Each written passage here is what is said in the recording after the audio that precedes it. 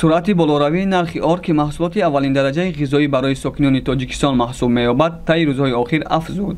айни замон нархи чаканаи халтаи 50 килоаи орди нави якум дар бозори душанбе ва ноҳияҳои гирду атрофи он 260-265 сомонӣ 23-23.4 долларро вобаста ба кишвари истеҳсолкунанда ташкил медиҳад, навиштааст Азия Плюс.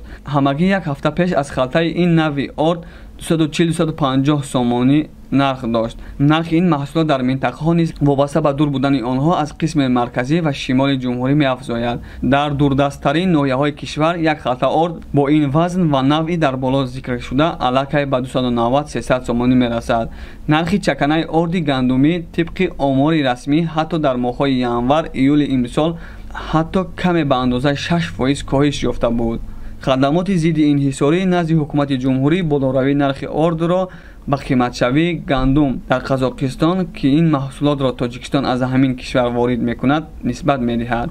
сардори хадамот Абдулмаҷид Муминзода ин масъаларо чанде пеш бо истеҳсолкунандагони орд дар Хуҷанд ки аксарияти корхонаву коргоҳҳои ордбарорӣ дар ин ҷо фаъолият доранд баррасӣ кард. Муминзода аз истеҳсолкунандагон даъват намуд ки ба болоравӣ беасоси нархҳо роҳ надода ба таъмини бозори дохилии кишвар бо орд ки ӯ онро маҳсулоти ниёзи аввалия медонад мусоидат кунанд. тибқи омори расмӣ дар зарфи 8 моҳи соли ҷорӣ ба Тоҷикистон беш аз 30 000 тонна орд ва 608 000 тонна гандум ворид карда шудааст. воридоти орд ба андозаи 50% коҳиш ёфта, воридоти гандум бошад баръакс 6.7% афзоиш ёфтааст. ҳам орд ва ҳам гандум қариб пурра аз Қазоқистон оварда мешаванд. дар дохили Тоҷикистон давоми 8 моҳи соли ҷорӣ 487 000 тонна орд аз ғаладона ва дигар зироатҳои растанӣ истеҳсол шудааст ки 2.4% зиёдтар нисбат ба ҳамин давраи соли 2020 аст. ҷамъоварии солонаи ғала дар ҷумҳурӣ беш аз 1.5 миллион тоннаро ташкил медиҳад